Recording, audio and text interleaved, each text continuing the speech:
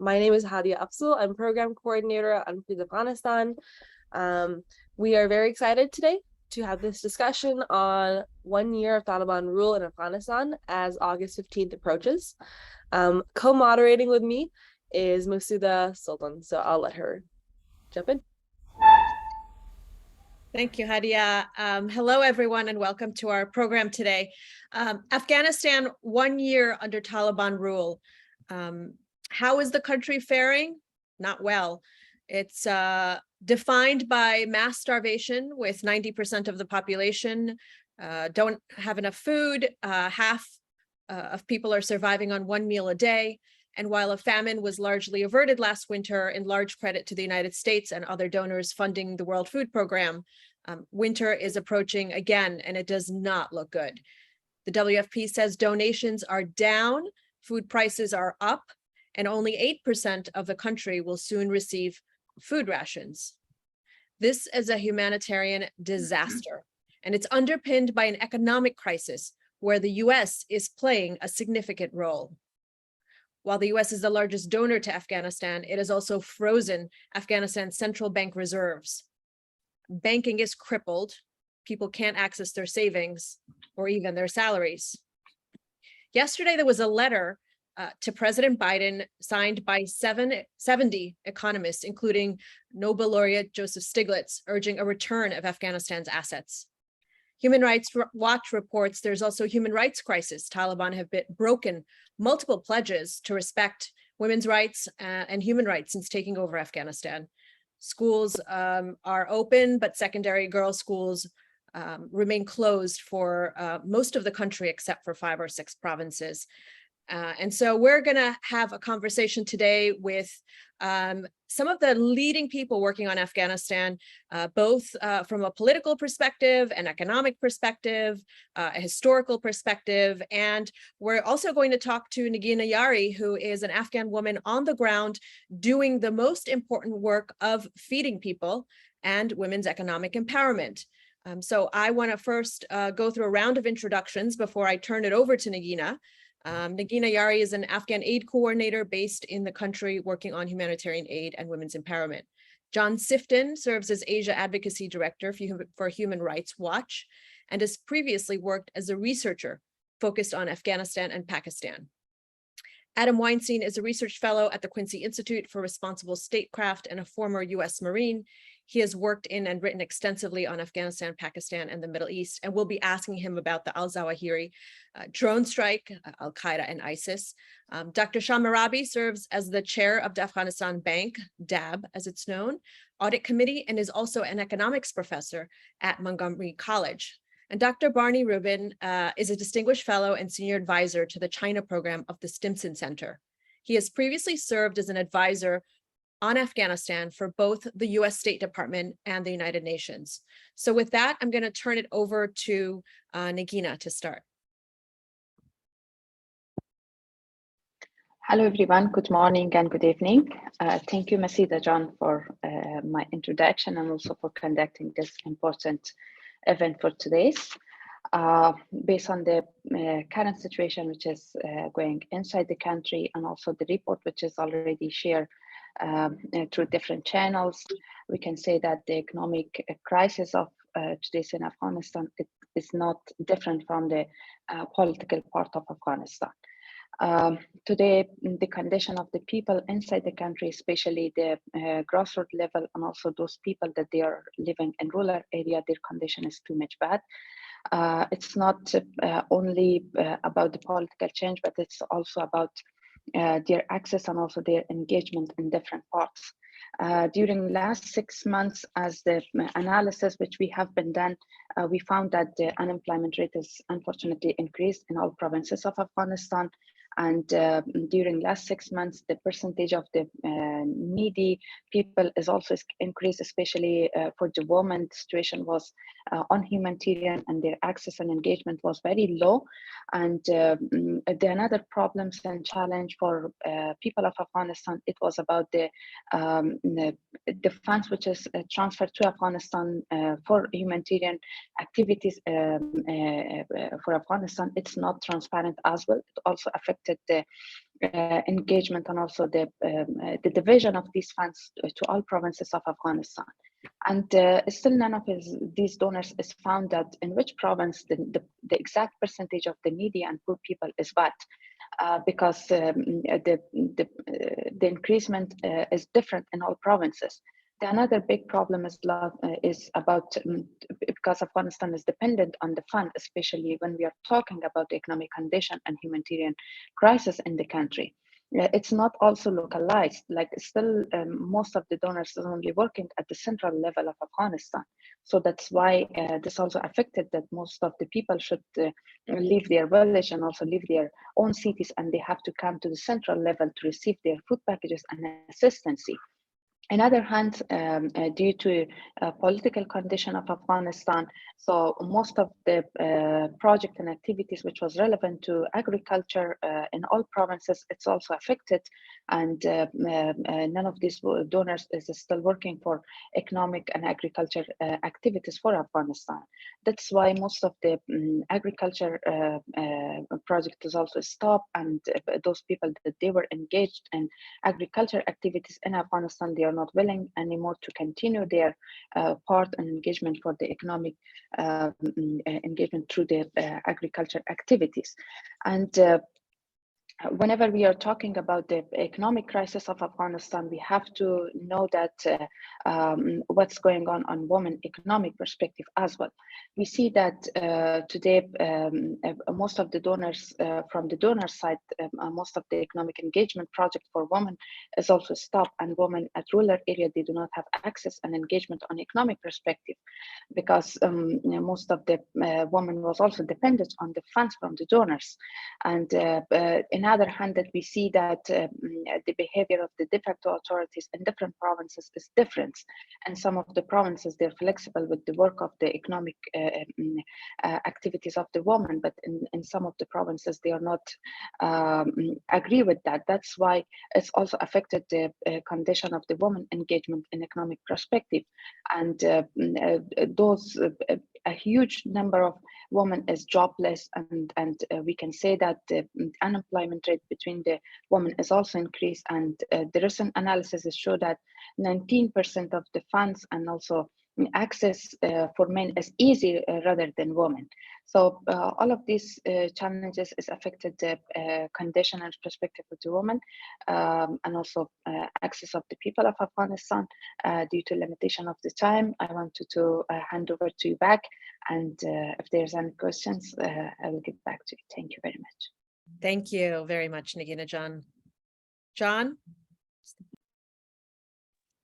Hello, everybody. This is John Sifton with Human Rights Watch.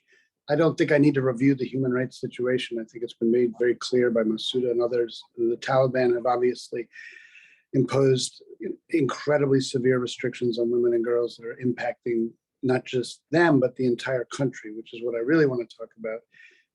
The restrictions on women, the detention and torture and execution of critics and opponents, that's the human rights background. But the real catastrophe that is making Afghanistan a real human rights and humanitarian crisis is an economic crisis that is underpinning the humanitarian crisis. And the problem for a lot of observers and policymakers is that the causes of that economic crisis are incredibly complex. They are not simple. They are not boiled down to one cause. They are not because simply humanitarian assistance dried up, wage support stopped. It's not that simple. It is a multifaceted set of causes that intertwine together. They connect together. One of the causes, the biggest one probably, is that, simply put, huge amounts of wage support, economic assistance that was used to pay salaries for millions of Afghans stopped in August. But that was just the beginning of the nightmare. The second thing that happened was the Afghan banking sector itself was cut off from the international financial systems that allow money to be moved in and out of the country, not just for humanitarian aid, development aid, but for ordinary economic activities, the purchase of imports, the paying for imports from other countries remittances by Afghans and others who seek to send money to relatives or friends within Afghanistan. All kinds of ordinary, commercial, legitimate banking transactions were severely impacted by a set of decisions that were not taken pursuant to sanctions or anything like that, but rather simply a political decision by the United States and the World Bank Board to stop recognizing the leadership of the Central Bank of Afghanistan. As a result of that decision, the Central Bank of Afghanistan now cannot do many of the things that central banks all over the world do. As a result of that, the economy of Afghanistan, which was already suffering from this enormous hole because of the drop-off in outside international assistance for salaries and other things, simply was strangled. The little amount of activity that still could take place was strangled because of these restrictions. And so today, that's why our recommendations focus so much on the need to restore the Central Bank of Afghanistan's credentials, which means recognizing it as a central bank, which requires negotiations with the Taliban, which then gets you back to the issue of human rights. And so this is all intertwined because the Taliban, for their sake, they need to recognize that their record is imperiling efforts to reach an understanding. They need to recognize that they need to also give a little bit in terms of oversight of the central bank. But it's really in the end about the United States and the Taliban reaching understandings to the benefit of the Afghan people, which is why we address all of our statements to both of them, the United States and the Taliban. Everybody needs to do better here in terms of reaching an agreement to avert this catastrophe. Does there need to be more money? Yes, more development money, more humanitarian money, but that's not going to solve this problem. Ultimately, unless the economy itself is restored, there's no amount of humanitarian assistance that can fix Afghanistan's crisis right there. So I'll stop there. No amount of humanitarian assistance can fix Afghanistan's crisis right now unless the economic part of it is addressed. So as we think about that question, Adam, I'm going to turn to you, but I'm going to ask you, more if you could talk about or if you could at least address the issue of Al-Qaeda and what's going on from a security perspective and political perspective when it comes to these economic considerations. Well, the economic considerations are in some sense held hostage to the political considerations. And we have to remember Afghanistan is an unprecedented situation from a sanctions perspective in some sense. We had sanctions that were on the Taliban and the Haqqani network, and it distinguished between the two. And those sanctions were on those entities as terrorist organizations, and they were on those entities while they were fighting an insurgency. And then in some sense, overnight, they became the de facto government. And so you essentially had sanctions on the government of Afghanistan, which had a chilling effect across the country. And that's an unprecedented situation. And so you might ask, are these sanctions still serving their purpose? Well, for one, I'd argue they weren't serving their purpose even before the Taliban takeover, because they didn't really influence the Taliban's behavior as an insurgency. Number two, they're certainly not serving their purpose now. The problem is, to rescind those sanctions, the domestic political audience in the United States and even the average voter might ask, okay, well, what have the Taliban done to deserve being delisted? And that's a really difficult question to answer if the leader of Al-Qaeda is being killed in the interior minister's house. And, you say it out loud, it sounds ridiculous, and there we are. Now, what I would say from an analytical perspective is the Al-Qaeda risk existed before the Zawahiri strike. It will exist past the Zawahiri strike. And we need to be more focused on things that actually work versus things that make us feel like we're doing something. But the political reality is, how could President Biden possibly justify lifting sanctions when this just happened? How could President Biden justify returning the foreign exchange reserves when this just happened? Analytically, I think he could justify it, but from a domestic political perspective, probably not. And of course, we have to recognize there's genuine concerns about terrorist financing and money laundering and so forth that I don't think we can simply dismiss. That takes us to, what is the step forward? Well, neither side has rejected the Doha agreement, and I think that's significant. And if I was a betting person, I would say that they're probably not going to reject it because it's the only framework we have to talk to the Taliban. Nothing else exists. And both sides have violated that agreement. I'd make the argument the Taliban have violated it a whole lot more. But look, we ultimately withdrew late from the country. Both sides have made concessions, whether we acknowledge it or not. The Taliban didn't attack the U.S. on the way out. That's a major concession for them as an insurgency that fought the U.S. for 20 years. But they also didn't break with Al-Qaeda, and that's, if it wasn't obvious before, it's obvious now. So we have an agreement that, you know, is vague and ambiguous at best.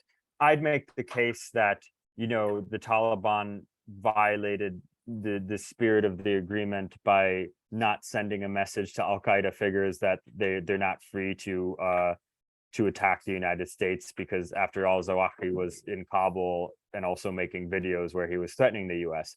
But in some sense, that's a little bit besides the point. It's a political agreement. If we look at it like a corporate contract, then of course everyone's violated it so much that, especially the Taliban, that it's not worth the paper that it's written on. But I don't think we should view it that way. I think we should view it as an aspirational framework that allows us to talk to the Taliban and potentially work things out over time. Nobody trusted the Taliban the day before Zawahiri was killed. I don't think anyone trusts the Taliban now, but this isn't about trust. This is about quid pro quo diplomacy. Thank you, Adam. And you know, about trusting the Taliban, I think that's spot on. Some may say, well, this just proves that we can't trust the Taliban, but you know, advocates of releasing Afghanistan's central bank reserves have certainly not been arguing for the Taliban to just get the money. And in fact, it's very important for advocates to point out that it's not the Taliban's money, nor should they have full control of it. So I want to get into some of the issues of what the central bank's money means and what it does for the economy, and what kinds of discussions have been happening by someone who is thick in the middle of it, Dr. Shah Mehrabi, who is on the head of the audit committee of the central bank and has been working on these issues and is an economist as well. Dr. Mehrabi, I'm handing it over to you now. Thank you very much, Masuda, and thanks, Unfreeze, for sponsoring this panel discussion. Sorry, my voice might not carry as well, but I'll try. But anyway, I think it was John Maynard Keynes once said that all issues are economic issues, and for people to understand how world is functioning, they need to understand how economy functions. And I think it is very important to keep that in mind, that before, I'm going to give you some chronology of what I have done with regard to release of the funds, so that you'll get an idea of where we stand right now, and then to give you an idea of what might lie ahead as far as the reserves are concerned. Most of my discussion will be on the economy part of it. But I think before doing that, I think it's important also to keep in mind that before Taliban came into power in Kabul, the economy of Afghanistan was deteriorating quite a bit. And I think the data backs that up. I don't want to go over those data for you, but what was happening at that time, before August 14, we had requested, the DAB had requested that $300 million of the reserve that belonged to DAB be released by the Federal Reserve Bank of New York. They were not releasing that. This is before Taliban came into being.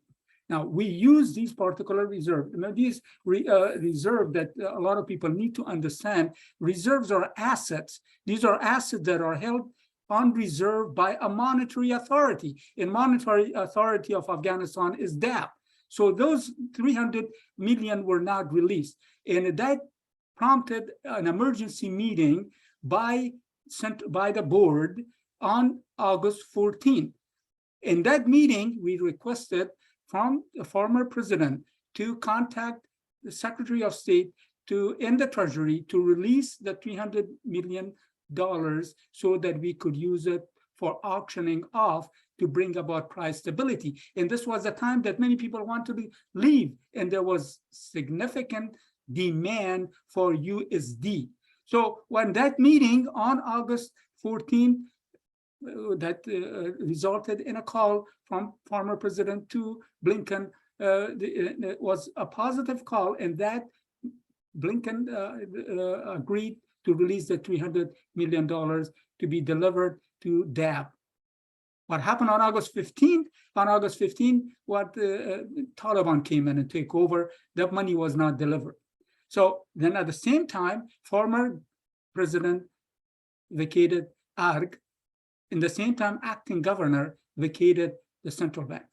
As a chair of the audit committee, I was asked what to do, because the fear was at that time in my mind that indeed the vault could be attacked.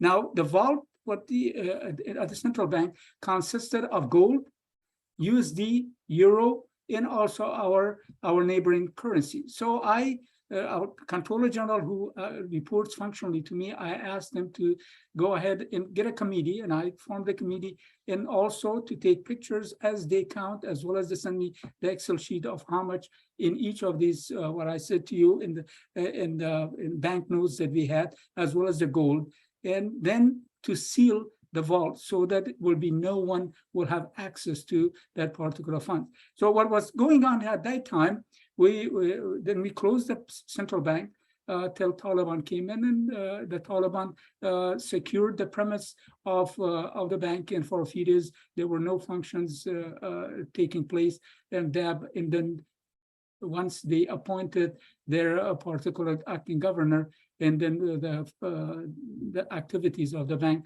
resumed. Now, but what's going on at that time also, I think, is very important, that not only drought, pandemic, and had significantly reduced economic growth in the economy overall. Now, at the top of it, the hardship came into being. Think of the 300 million. And so what I started on September 1st, as the first person who actually called on President Biden, and it wasn't a writer. I said, President Biden, you're not hurting Taliban, you're hurting the ordinary Afghans, because the Taliban will have resources. They will secure resources as they have done the last 20 years. It will be poor Afghans who are not going to have access to basic necessities of life. And more specifically, they will not be able to afford and pay for higher prices of food. And the way that we were able to go ahead and bring stability in the prices was to auction it. So I asked for these funds to be released. And I said the best way to establish with a trust and confidence between the regime of interim Taliban administration and the Treasury and State Department was to release only $150 million per month. And this is limited amount, and then to be monitored by an independent entity. And if it's used for any other purposes except price stability, then I would call that misuse, and it could be stopped at that time. And State Department was very receptive to this particular idea. And in turn, the idea of really using these particular reserves has been proven. We have plenty of data, and that it has brought about, as a matter of fact, Afghanistan was enjoying a lower level of inflation than our neighboring countries of Pakistan, India, and also the northern part. So we knew what works.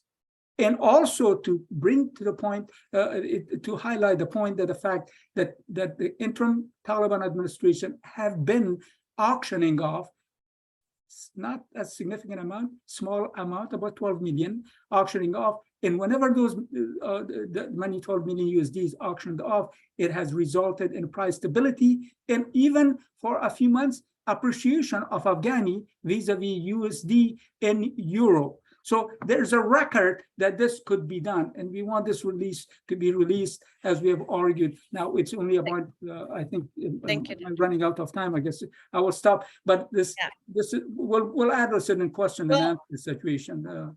Because we definitely wanna get into the weeds in the Q&A, because there's people who think that that these reserves will it will be difficult to monitor them, and maybe the Taliban will just run away with the money, or they'll spend it on something they weren't supposed to spend it on. And I think some of those questions we should get into in terms of the software systems that are there, maybe some of the more technical aspects of what monitoring is like.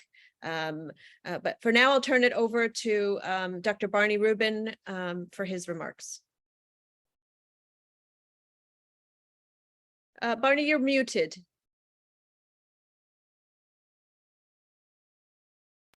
You muted me, so I thought you would unmute me. I've started the timer on my phone. Look, in a discussion like this, the risk is that whichever party you criticize first, the other party, accuses you of supporting the other party. So I would just make it as a first statement that all the parties involved in this bear a shared responsibility for the crisis.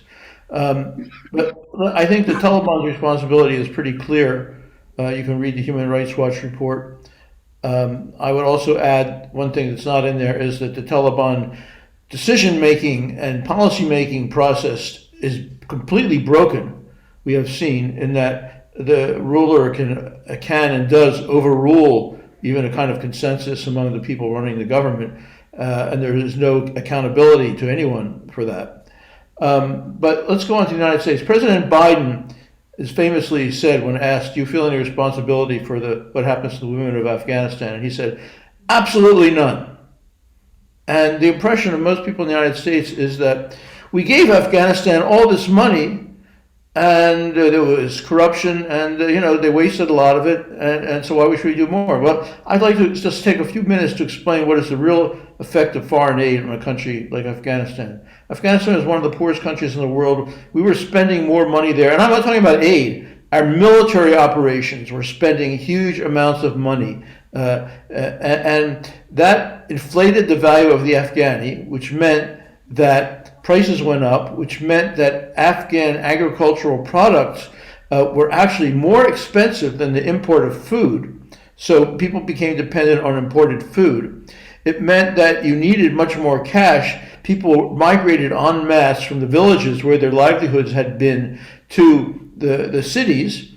And the entire educated population was in jobs where their salary was paid for by foreign assistance. So this means it's not just we pulled out the troops. When we pulled out the money, it meant that people lost their livelihoods. The economy could not restart because we had restructured it unconsciously and unintentionally to be something different than what it was. The main thing that hits what we call civil society in Afghanistan is not repression by the Taliban. The main thing that hit civil society in Afghanistan is that nobody's salary is paid anymore because they were all being paid by foreign aid. Now, as far as the bank is concerned, Afghanistan still has an economy. And, no matter how much humanitarian aid we put in, humanitarian aid has to work with the market. It cannot work despite a market. There has to be a market as well, and the market includes money. So by actually withholding the bank's ability to use the reserves, by withholding the ability of Afghanistan to import the billions of Afghanis of currency that have already been printed for Afghanistan and are sitting waiting in European countries, we are actually undermining the economy of Afghanistan. Now, would the Taliban benefit if the economy revived? Well, undoubtedly they would benefit to some extent because it's not clear to me at all what is the risk of terrorism that would increase if people got enough to eat. So I think it's a very disproportionate weighing of gains and risks that is going on. And what is the U.S. national interest? Let's just say that we have misjudged our national interest very badly by focusing solely on terrorism. So the question on any policy is, does it kill terrorists? I think that Russia, Iran, China, Pakistan, and India are all interested in Afghanistan. There's an economic dynamism in Central Asia. The United States cannot afford to ignore a country in a dynamic region that is where all the great powers are also interested, and just abandon it after we actually went in and, in the guise of saving it, wrecked its economy. Thank you, Barney. That that reminds me of this lingering thought I had of, if we're treating Afghanistan the same way we did in the 90s, albeit somewhat more aid, but a crippled economy, a country with no hope, and essentially walking away from it, what that would mean for our national interest in the future. And with that, I want to bring it back to the people of Afghanistan, which is why we're all here. It's a country of 40 million people, and we have some videos from on the ground in Afghanistan, messages that interviews that they wanted us to share with you.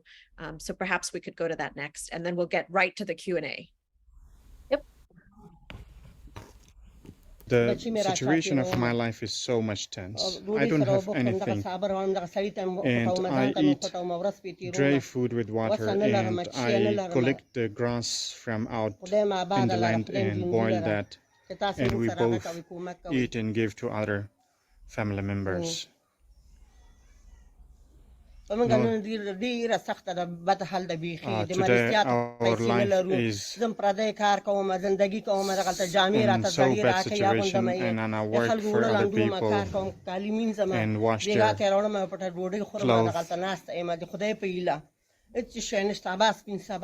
and we don't have anything in our life, and we don't have the money to go to doctor, and there is so much tense, and we cannot kill ourselves, and we cannot sell our children. So what to do?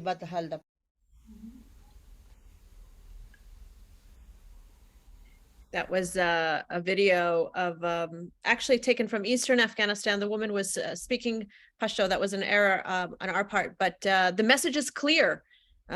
People are boiling grass. This is something we had heard about towards the end of the Ghani administration. Was the first time I heard about Afghans boiling grass, and now it's something that we hear about over and over again. And when we went to Afghanistan this past March, we met people in Kabul that were doing the same thing, boiling grass, boiling leeks, and that counts as their one meal a day, or it's a piece of stale bread. And this is really, this is a big part of this population. So with that, I know our conversations on policy can tend to be very, very much about institutions, and sometimes feel a bit removed from the people. And that's why for us at Unfreeze, where we started working on teacher salaries, and as women who care about education, that was our first worry about when the Taliban came back, what would happen to education and what would happen to women employed. So for us, it always is important to remember how our policies affect the people of Afghanistan, and why we should center our policies on their lives and how to improve their lives, and that is ultimately in the U.S. national interest. But of course, there are other concerns for the U.S. And I want to talk about one of the Unfreeze founding members, advisory board members, Medea Benjamin, wrote an op-ed recently in The Hill talking about Afghanistan, Taliban, or a failed state. So General Petraeus has said that ISIS is a greater threat to Afghanistan and to the world than Al-Qaeda. And in that sense, we're aligned with the Taliban. And Medea's op-ed has just been pasted into the chat. Is it, from a U.S. perspective, and this I'm going to direct to Adam, perhaps Barney can chime in. From a U.S. perspective, is there still alignment? Does that mean that talks can still continue? And is it possible that if we let this country continue on this path, that it will become a complete failed state? Well, I think it's certainly possible to become a failed state. And just to give an idea of how the kind of inflation that's and price increases that people are, which aren't the same thing, but what people are dealing with from an inflation perspective, the lower price of like cheaper wheat has gone up 50% since June before the withdrawal. Those are the figures I see. So we're talking about a significant price, and the cost of diesel, and the cost of wheat, and the cost of bread, and the cost of these staples. How can Afghanistan become a failed state? I mean, it's pretty obvious. If it were to descend into a civil war, or if the economy were to break down beyond a point of no return, yes, for now, the Taliban have the monopoly on power, and I don't think there's a real threat to their control, but that could change. And of course, the economy could, reach a point where we really see universal poverty. So I think we always have to remember with Afghanistan, things can become worse. And I think there's this tendency to assume we've hit rock bottom, and I don't think there is a rock bottom. I think that it can get much worse. In terms of alignment between the Taliban and the United States, it's, there's not much right now. And one of the reasons is what Dr. Rubin referenced, which is the fact that there's not even alignment within the Taliban movement itself. And I don't mean to say that I think they're going to factionalize or split apart. Everybody says that's going to happen every year, but I mean that there is obviously, it's pretty obvious that there's divisions within the Taliban, and they don't have a very coherent policy-making process, or maybe they do if you consider that it just belongs to one man. But that's not the kind of model of governance that allows you to engage with sophisticated diplomacy with the rest of the world. And this is actually much more difficult now than the Doha process, because they have to deal with regional stakeholders. They have to deal with the European Union. They have to deal with the United States. During the Doha process, it was Baradar and Khalilzad developing this personal relationship and working out a deal. And obviously it's more complex than that, but it's apples and oranges compared to what the Taliban have to do today. So because the Taliban themselves can't present coherent policy, because the Taliban themselves can't stick to their own promises, because it's unclear, when you talk to Mutaki or when you talk to Suhail or Shaheen or whoever, are you getting the Taliban position, or are you just getting a statement from them as an individual? It's very unclear. So how do you conduct diplomacy with a group like that? So I think there is very little alignment. What I would say it's very easy to criticize the Taliban. What I'd say to Western policymakers is, look, you have to get used to very incremental, disappointing, slow-moving diplomacy. And that's how this is going to work. And there's going to be more disappointments than successes, but the alternative is dismal. Can I just say one short thing? Absolutely. Look, it is more the rule than an exception to have both antagonism and common interest with the same country. That's a normal condition in international relations. We have common interests with Russia about certain things, arguably about Afghanistan. We have common interests with China about certain things, arguably about Afghanistan, but not on others. It's just I think the United States has not proven very skilled at negotiating things with countries with which it is otherwise sharply at odds, and the other countries aren't either. And the thing is here, the payoff is so great, and the incentive for the United States seems to be so small, really, that not much is happening. Got it. So getting back to this question then of the mechanics of it, I want to turn to Dr. Mehrabi and say, a lot of people say, how can we trust them with this money? And you've talked about a tranches plan where $150 to $200 million is released at first. Can you just tell us a little bit about the monitoring possibilities there are, the options there are to making sure this money is, spent in the way that it's supposed to? Okay, I think I want to make one short comment on what my colleagues said before. I think it needs to be pointed out there's a great interest of the United States to be engaged and actively engaged with Taliban. And I think a credit should be given to the Treasury Department as well as State Department in continuing their dialogue in negotiation, more specifically in the area of disbursement of these funds. I think that needs to be noted.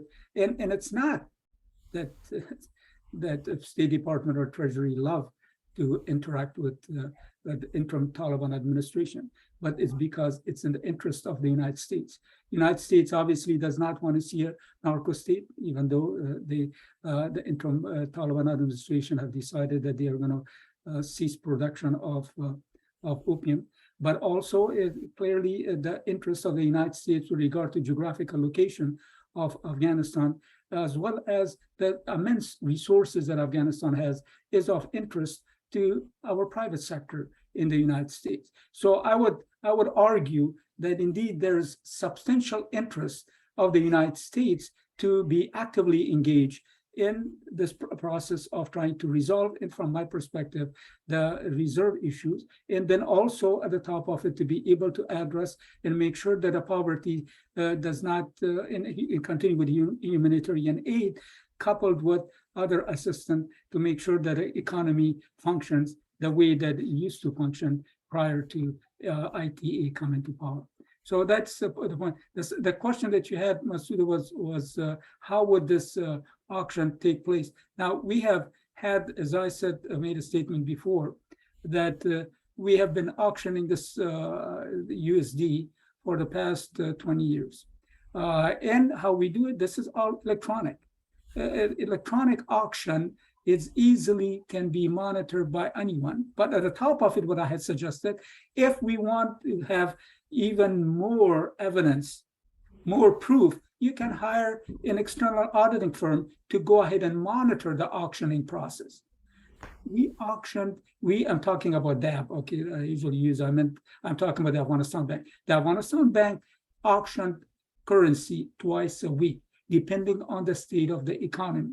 And as I said to you, the verification can be forthcoming without any difficulty. So it is, Zah has argued also that if there is, by some who have argued without evidence that this could be used for other purposes, if that comes into being, we can go ahead and stop it. Any misuse of this particular fund for the sole purpose, if it's not used for the sole purpose of auctioning off, should be cut off overall. Does that answer your question, Masuda? Yes, absolutely. Because we did have some questions in the audience about what the money would be used for in this first batch, and it's pretty clear that you're saying auctions. You know, the other issue was that there's folks are saying, well, the currency is kind of stabilized. Are auctions still necessary? Okay, I think this is the currency stabilized for a very short period of time. I don't know what the data this whoever asked is looking at. That's the currency stabilized partly because the DAB auctioned off 12 million over a number of months, and that brought about a short-term stability in the currency. And now again, I guess the new data shows that it has gone up again. That is, when you look at the exchange rate, it went up from 88 to 90.1. So it is, I think it would be wrong to argue that indeed there's a stability in exchange rate to begin with, because the data doesn't back that up.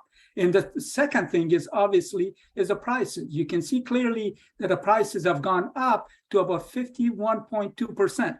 Now, this is from 42% when it was a month in the month of June. It has jumped up to by about 10% on year-to-year basis. So in both of these, data clearly shows that indeed, yes, we still need to engage, that is, DAB needs to engage in auctioning of more than what the limited amount of money that they have at disposal to bring about or to address the issue of price stability, as well as exchange rate, reducing exchange rate volatility. Thank you. And I should also point out, the humanitarian dollars coming into Afghanistan right now, the UN appeals was 4.4 billion, about half of that is funded. So we can't necessarily expect humanitarian aid dollars to be coming in the same levels. Even Special Representative Tom West has said that it's not sustainable. So whatever support the currency is getting right now, one would have to imagine that the humanitarian aid dollars would keep up, in addition to all the other factors mentioned by Dr. Mehrabi. So a question from Nora Nyland, who works in a coalition called United Against Inhumanity is the organization, actually. And they've also been working on frozen funds issues. She says, does the panel have insights on the proposition of a parallel bank? I.e., it's clear that the Taliban are not in favor, and ditto the DAB. But it seems the notion does not go away and is still on the table, including at the UN and the World Bank.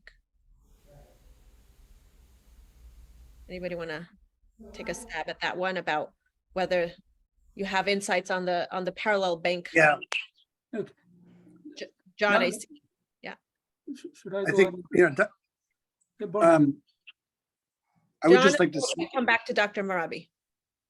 yeah, I would just like to say, I mean, this has been under discussion for some time. And from the reports that we've heard, the Taliban are very uneasy with anything that resembles a secondary shadow bank that would act as a central bank. But I also want to specify that there are things that only central banks can do under international regulatory frameworks for currency, for interrelationships between central banks. You can't just, you know, it's not like you can just snap your fingers and have a trustee bank in the capacity of a central bank. It just doesn't work that way. But it's kind of a moot point at this point because the Taliban would never agree to an arrangement to that effect anyway. Which is why I think we really do need to go all in on the proposals that Dr. Mehrabi has discussed, which is to agree on a monitoring structure, an auditing structure, which is really not that strange in the world of international financial institutions. Ask any country that has faced an enormous economic crisis, whether it's Sri Lanka today or Greece in 2015 or Argentina in the 1990s. When you're in a situation like that, you're going to have to agree to a lot of outside monitoring and, basically you're handing over decisions to an international financial institution. That's not that strange. And the Taliban, for their part, have to get used to that idea and understand that they can't just have a fully independent central bank that does whatever it wants. Dr. Mehrabi, you were shaking your head during that. I have argued since September that a parallel institution to DAP, it results actually tantamount to dismantling the central bank that we spent 20 years to establish. This institution, we have invested a lot of funds. We trained a lot of people. That is, DAP trained a lot of people, both in terms of the personnel getting education, as well as the training in many other central banks throughout the world. Now, to be able to come up with a parallel institution, it does not make any sense whatsoever. Look, you cannot construct an independent entity like central bank overnight. Central commercial bank is, their functions are to make profit. Central bank is not there to make profit. At the top of it, the functions and responsibility that are delegated to any central bank, and not only the Afghanistan Bank, those are clearly cannot be carried out by a private entity, but private commercial bank.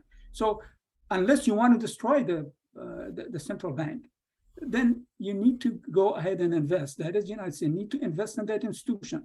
I have argued also that in areas where the training is needed or capacity to be built because a few people were they exited central bank because they were encouraged by the United States and others. Those people who got out of the central bank, now they are begging us to begging DAP to accept them. They want to go back and work in that particular institution. So capacity building, yes, let's try to do the assessment, and especially in the area that is needed, the area that needs more training probably is the AML-CFT. I have argued that I think AML-CFT department needs to be in one way or another evaluated, assessed, and training would have to be offered. Many other areas, monetary policy department and market operation department, they don't need training. We don't want to go ahead and use the taxpayer money again in the areas where there are enough talent and technocrats exist. Yeah, I will just add that, it's very true that the Afghanistan Central Bank was modeled after the U.S. Federal Reserve, and the questions we're having about setting up a parallel disbursement system would not be questions if it was about the U.S. Federal Reserve or in other nations, for example. There's a couple of related questions as well about the legality of the seized asset that I was hoping one of our panelists could just quickly address, perhaps. So Jean-Francois Cautin asked if it would be possible to explain the legality or not of the U.S. removing the credentials of Afghanistan Bank. And another question asking if there are legal challenges to the U.S. confiscating Afghan's reserves. Yeah, as somebody who worked on some of the amicus briefs in the 9/11 litigation, I can try to answer that. I mean, one thing is just to recognize is that the decision by the Federal Reserve in August was not made pursuant to sanctions. It was actually made pursuant to anti-money laundering provisions. And it actually is not that odd when a government is in transition. When a government is in transition, regardless of the cause, the Federal Reserve is not simply going to allow any person who presents credentials purporting to be an accredited representative of the central bank to just start taking money out of the bank. When the Myanmar junta seized power last year in Myanmar, they attempted to withdraw all of their Federal Reserves in the New York Fed as well. And they were also denied their credentials because the concern was that they were essentially looting the national wealth of Myanmar. So that decision was made in August in the midst of chaotic upheaval. The question for Tom West and the US Treasury is whether a year later it makes sense to continue to deny these credentials when it's having such an enormous impact on the economy of Afghanistan. If you're concerned about looting, then negotiate with the Taliban about oversight, just as Dr. Mehrabi is saying. Reach a consensus. We started raising this issue with the White House in September of last year, saying if you don't figure out a way to provide some amount of credentials to the bank to restore some of their both paper liquidity and electronic liquidity, you're going to see a spiraling, a death spiral in the Afghan economy that's going to make the humanitarian and development cutoff simply an appetizer to a far worse, crisis. And here we are a year later, and the agreement still hasn't been made. Is that the U.S.'s fault alone? Of course not. The Taliban has been stubborn on a number of issues. Was the decision to bar women and girls from attending school in March? Did that set back the negotiations? Absolutely. But that's what we get back to Barney Rubin's point about why you can't seek to blame a single party. This is a joint response. This is a situation of joint responsibility in which all of the parties involved here, both the US, the Taliban authorities, and the World Bank Board as an entity, have a joint responsibility to figure out a way to move forward on these banking crisis issues. Thank you, John. We have two questions, and I want to make sure that we hear from Negina, since she is on ground in Kabul. One of the things we hear about, Negina, John, is a physical cash issue with Afghani disintegrating. And we also heard about markets not taking disintegrated Afghanis. Now, we know there's billions of printed Afghani sitting in Europe, in Poland, and in France. I'll ask the panelists later if they know anything about the status of the delivery of those Afghani to the country. But Negina, John, can you tell us what it's like, cash and banking, just what kinds of things people go through? Thank you, Masouda John. Regarding the banking and current physical cash in the market of Afghanistan, as we see that during last 1 year, the banking situation is very hard, especially the private banking system that they're providing very less money for the people of Afghanistan. Recently, they are only providing at the most of the rural provinces less than 200 USD for the people that they hold a private account with the private sector.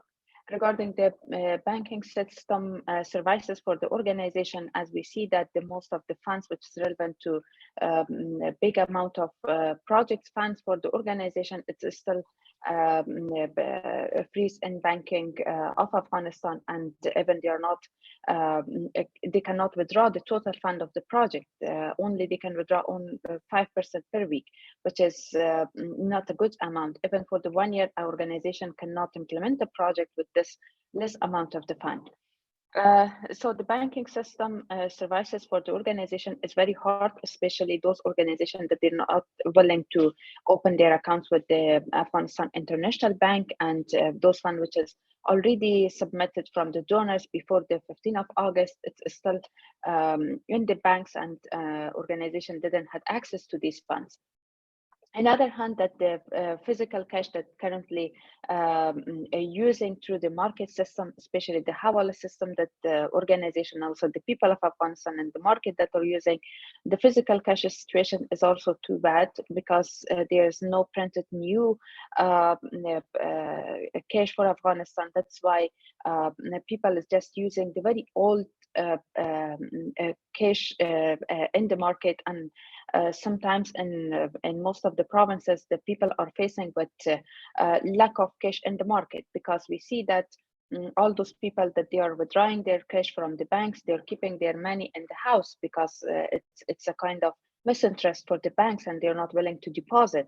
So the cash cycle that it was going through in and out system is not going well. That's why the condition of the physical cash in the market is also not good. Sometimes through the Hawala system that the donor are sending the money to the market, this Hawala person is also not willing to provide this cash for the organization and for the people, because there is not enough cash in the market to give this cash for the people of Afghanistan. And the cycle which is going honestly in the market, the situation is not good, because a big percentage of the people is just keeping the money at homes, and the system, the markets, and the value of the cash, the situation of the physical cash in the market is getting too old.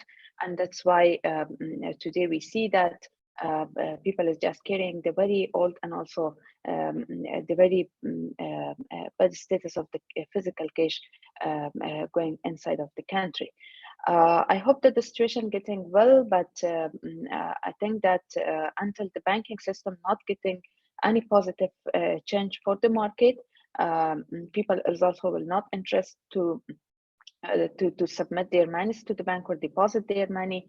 That's why it gets not a good situation for the banking and physical cash in the country.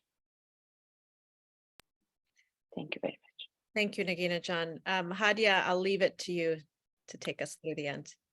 Of course. So thank you everyone for joining us today. Before we wrap, I would love to have all of our speakers just give one last statement about their hopes for hopefully a year from now and what Afghanistan might look like, and the U.S. responsibility 1 year on now. So maybe we can start with Adam. How long should they go for, Hadia? 30 seconds to a minute. I think we're about ready to wrap. So yeah. I'm going to keep my expectations narrow. I hope that a year from now that the Taliban and the United States still have some form of diplomacy, and that we haven't seen a significant economic decline beyond what's already happened in Afghanistan. I think that's what we can hope for. And the reason I say that is the problems that Afghanistan are facing cannot be solved in a year. We have to start thinking in decades, and it's going to take long-term thinking versus short-term thinking, which has dominated the last 20 years. And we're going to have to think about how do we prevent this country from becoming a failed state? And the Taliban are going to have to think about that too.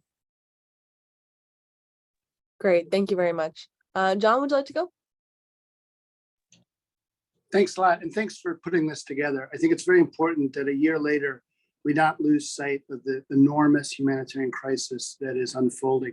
I think because so many humanitarian groups came in and ramped up operations, a worse catastrophe was averted.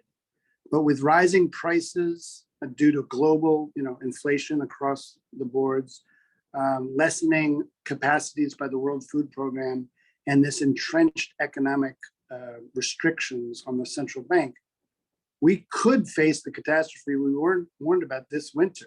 Things can get worse, as Adam pointed out. We have to understand that the situation is already extraordinarily bad, but it could get worse, which is why sustained attention on these issues needs to be brought to bear. And I think the best way to do that is to have conferences like this, but also keep it in the news, keep it in people's consciousness on social media, in media articles and reports. It's just absolutely essential that we continue to bear witness on these issues. Yeah, agreed. This is a huge economic and humanitarian crisis, and I think oftentimes overlooked in the front pages now, which is why it's more important than ever for advocates and allies like yourselves to all make sure that we're talking about as much as we can. Dr. Rubin, would you like to go next? Yeah, well, this discussion reminds me a little of an old Soviet joke, which is, what is the difference between a pessimist and an optimist?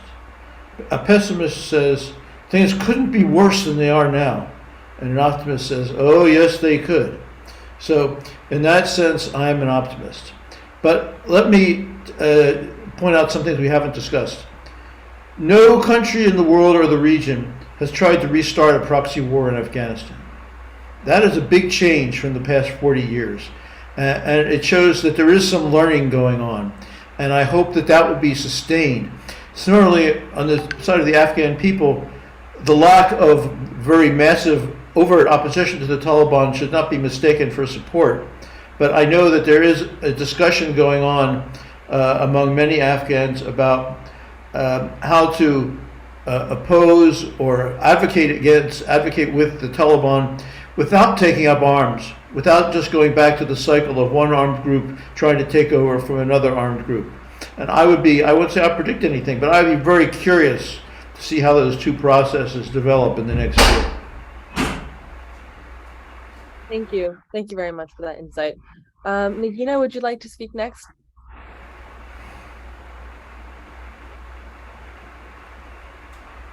Negina, if you could give us a statement. Back up.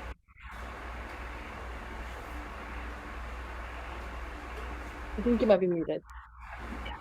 Yeah, I was muted. Thank you very much for providing this opportunity in order to discuss in details about the economic condition of Afghanistan and about the current status of the funds and humanitarian activities which is going on in the country. At the ground, we see that the situation of the people is getting worse day by day, and it also giving a remind us what will happen for the next and what will happen for the people of Afghanistan, which is we are getting near to the next season of the winter. So I hope that the international community and also the big donor of Afghanistan should take care of this, and there should be a possibility of the option B for Afghanistan, because if we think only about the recognition of Afghanistan, and if it takes a long period of time, and also unfreezing fund of Afghanistan is also take time. So what is the B option for Afghanistan? If the situation getting like this, it will affect the people of Afghanistan.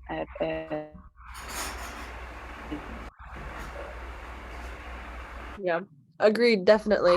I think it's very important to keep in mind that the people most affected by this condition anymore.